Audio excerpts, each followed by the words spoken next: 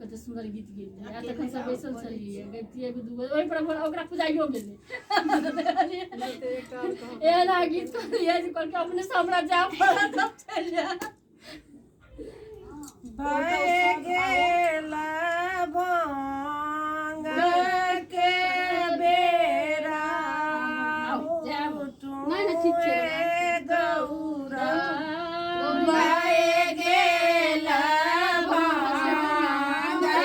के बेरा उठुए